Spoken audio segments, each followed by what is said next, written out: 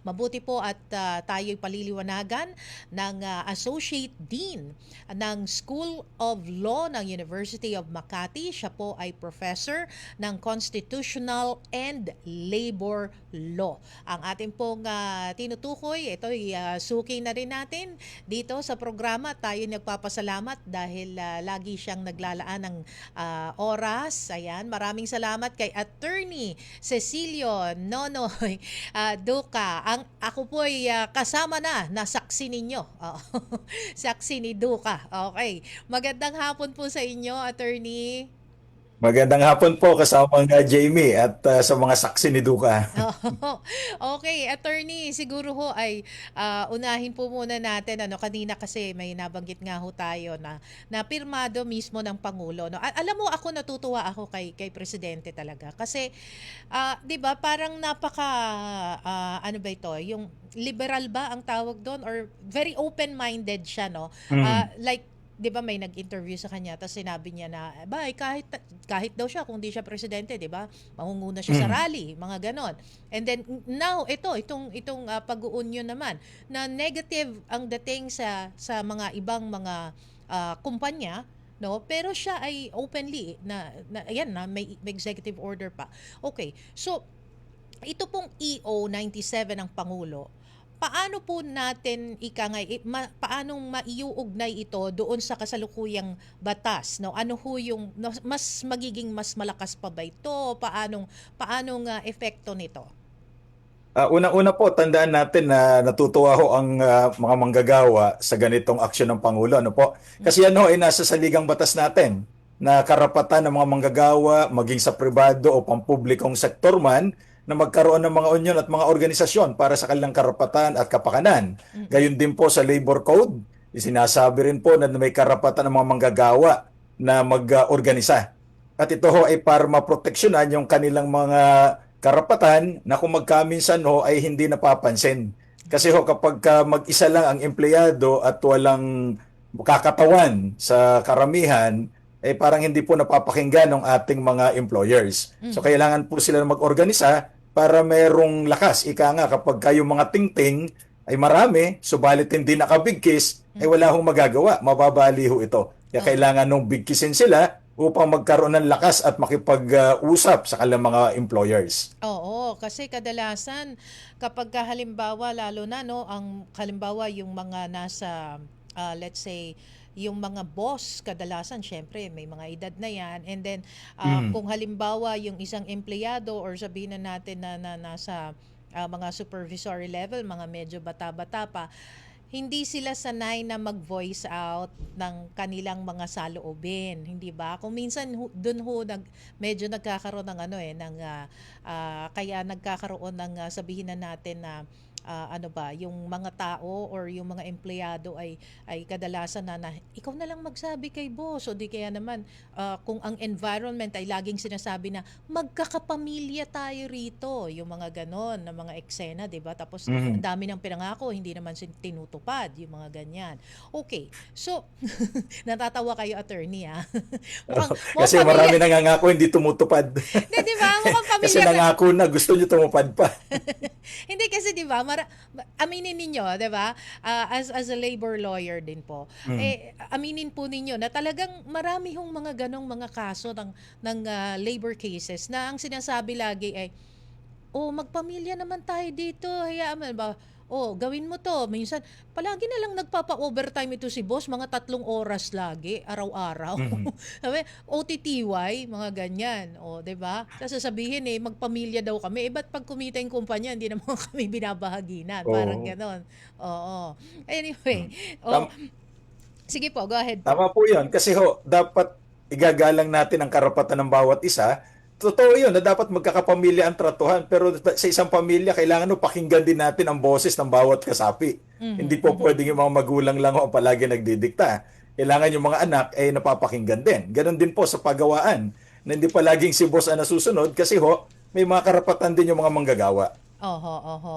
Okay. So, para ho sa kabatiran ng publiko at nating lahat, no, lalo na ng mga empleyado, gaano ho ba kahalaga na magkaroon ng isang unyon? yung mga manggagawa natin or maging kasapi sila ng union? Oho.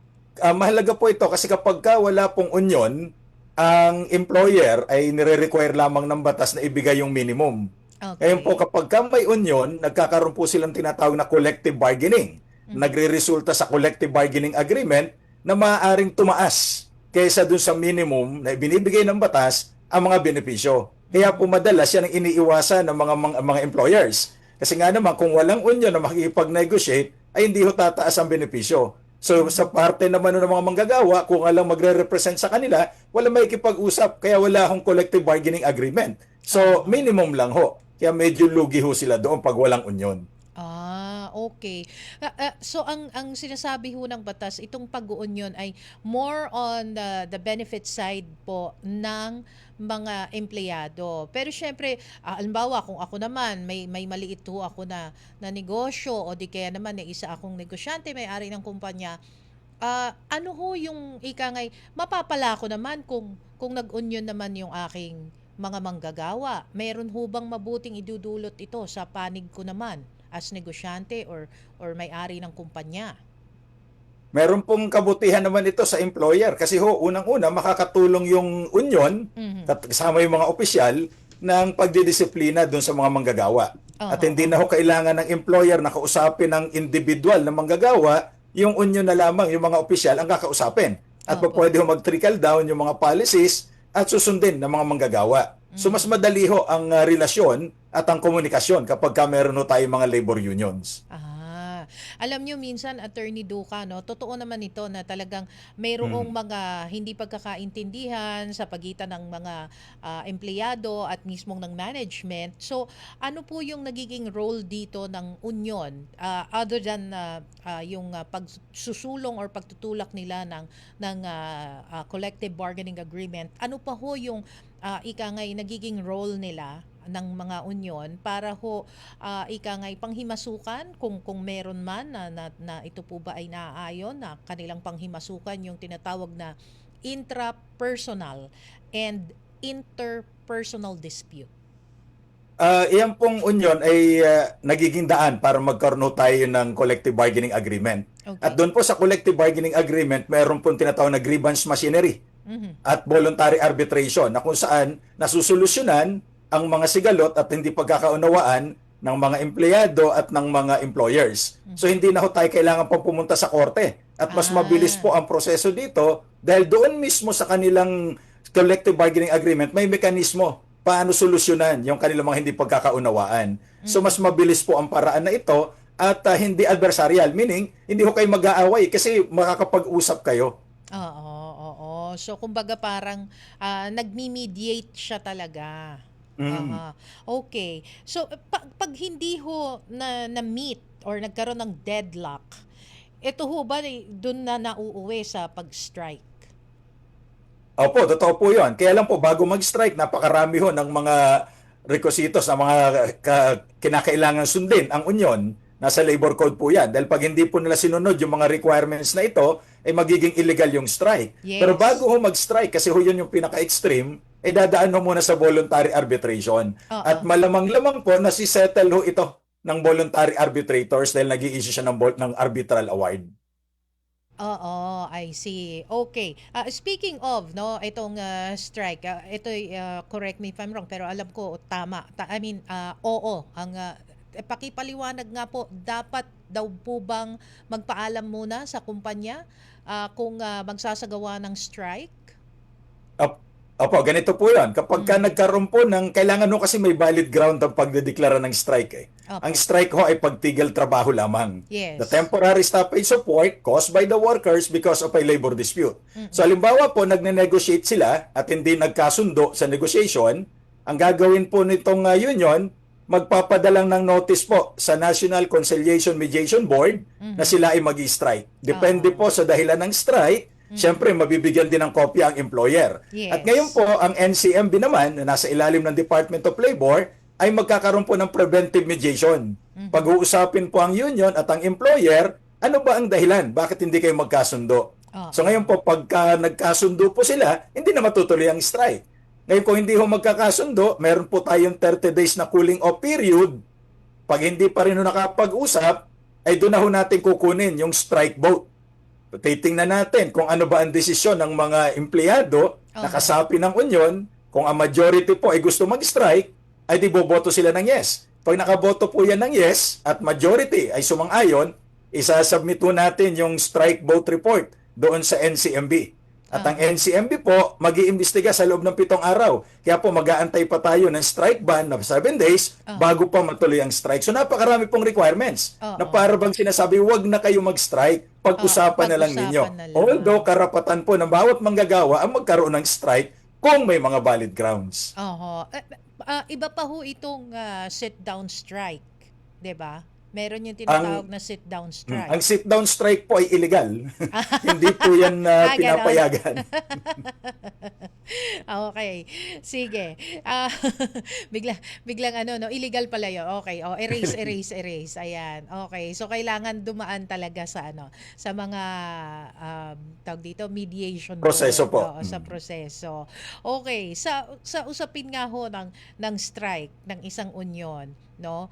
Ano ho yung legal na pagsasagawa ng strike sa isang opisina? Nabanggit ho ninyo bawal yung sit down strike. So kung halimbawa hindi naman ako halimbawa ay kumbaga parang ayoko ho mag-strike pero kasapi ako ng union. Tapos pinipigilan nila akong pumasok.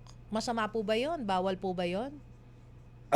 Ganito po, kapag ka po naka-strike ang union, lahat ng miyembro ay hindi talaga papasok. Pero yung mga empleyado na hindi miyembro ng union, karapatan po nilang pumasok. At kapag ka pinigilan po sila, magiging illegal po ang strike. At maaaring din pong kasuhan ng union ng unfair labor practice na tinatawag. Kasi po, ang required lamang na sumali dun sa strike ay yung mga empleyado na kasapi ng union na magi-strike. Ngayon po, kung hindi ka kasapi ng union at empleyado ka ng kumpanya, malaya ka na makakapasok at makakalabas ng kumpanya.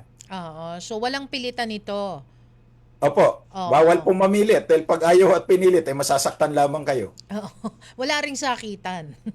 Wala rin po, bawal po ang violence.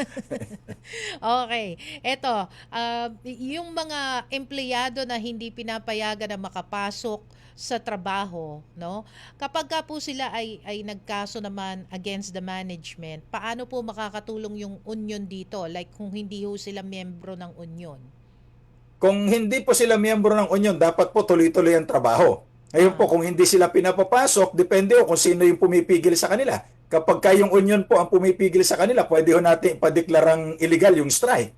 At pag illegal po ang strike, maaaring matanggal sa trabaho yung mga opisyal ng union. At yung mga miyembro na gumawa ng violation, ay pwede rin pong matanggal sa trabaho kapag ka na-deklarang illegal yung strike nila. Oh, okay. Ito po, attorney, no, paano naman kung halimbawa mismong mga leader ng union ang pumuprotekta din sa management? Pwede ba yon na parang magkaroon ng dalawang union within the company, or sabihin natin yung isa pro-management, yung isa pro-employee? Pwede ba yun? Pwede naman po kasi po okay. karapatan naman ng mga manggagawa na magkaroon ng union na sarili nila. Kaya po nagkakaroon ho tayo ng certification election para yung mga manggagawa pipili kung sino dun sa mga union ang magre-represent sa kanila. So kaya po maaaring may majority union tayo na kumakatawan sa karamihan ng manggagawa at may minority union na hindi po nanalo dun sa certification election or consent election. Kaya po maaaring pagbintangan na pumuproteksyon naman, pero bawal po yun na proteksyonan ang employer. Kasi yan po ay labag sa batas. Oo nga, kasi 'di ba kung minsan like halimbawa lang pwede ba na halimbawa boss ako magiging union parang magiging union officer din ako? Pwede ba yung ganon? Ay, bawal po yan. Ang tawag po dyan ay company union o yellow union. Illegal po yan sa ating mga batas. Okay. So again, kung ikaw ay boss, no, bawal kang sumali sa union. Kasi magkakaroon nga naman ng conflict of interest, di ba? At yan po, pwede hong kasuhan si employer ng unfair labor practice kapag nakikialam sa union activities. Ay ganon. Meron palang ganon. Meron po. Like halimbawa, eto po, ilang taon na pong may union sa amin pero hanggang ngayon di pa po nagkakaroon ng eleksyon. ay ang election po, depende kung anong election. Kasi ho, yung mga officers of the union, 5 taon lang po ang term of office niyan. So every Oo. 5 years, nag-election po yan. Ngayon, Ah. kung yun naman po sinasabi niya certification election, 5 years din po pag natapos yung collective bargaining agreement nag-expire. Paano kung halimbawa gustong-gusto pa rin niya? Pero ayaw na. Oh, halimbawa ayaw magpatawag ng eleksyon. More than 5 years na nakaupo sa pwesto pero gustong-gusto pa din niya. Ayaw niya talagang umalis. Oh. Pwede ho natin kasuhan yan ng unfair labor practice at Ah, ang may jurisdiction po dyan ang labor arbiter. okay. Oh, I see.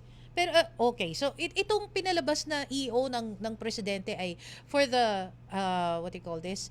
Ito po para sa mga private company po, no? Tama po, no? Opo, pwede rin po yan sa public sector, kaya lang po ang Ah. kaibahan, sa gobyerno po bawal ho mag-strike. Pwede ho silang maggawa ng mga union, pero bawal po mag-strike o magtigil trabaho. Talaga. But I think Opo. meron parang nagsasagawa nito during lunch break or before, di Yun, ba? Nagkaroon. yun po Oo. pinapayagan po yung mga protestang ganon kung Oo. hindi maapektuhan yung trabaho. Kaya Oh. ito ho ay hindi strike. Kasi ang strike po ay illegal sa Oo. ilalim ng Executive Order 180 at saka sa Civil Service Law. Ayun. Okay. So, attorney, paano naman po kung ika nga yung mismong nag-uunion din, ano ba yung tinatawag na union busting? Oh. Opo. Ang union busting po ay gawain ng employer na tinatanggal yung mga opisyal o miyembro ng union for no reason except that they are members or officers of the union. Unfair labor practice din po yan. Nako, ang dami palang mga nito, legalities pala, no? Okay. Anyway, attorney, ang dami ho namin natututunan sa inyo talaga, no? Kapag kayo ho ay laging nandito sa programa, nagpapasalamat po tayo dahil talagang ang galing-galing niyo talaga magpaliwanag. Ayan. Salamat po. Opo. Okay. Anyway, baka po may mensahe po kayo and also saan po kayo nila pwedeng i-follow. Ay, opo, pwede ho nilang sundan yung aking YouTube channel, si Diducalo YouTube channel, at saka yung Facebook ho natin. At marami ho silang matututunan tungkol sa paggawa at sa mga nangyayari po sa ating lipunan. At ang pakiusap po natin, huwag basta-basta maniniwala. Kasi hindi po lahat na nagsasabi ng isang bagay ay may katotohanan. Kaya maging mapagmatsyag ho tayo. At shout out to sa ating mga subscribers at mga saksi ni Duca. Please don't forget to like, share, and subscribe to CD Duca Law, where law is made simple and life is made easier. See you next time!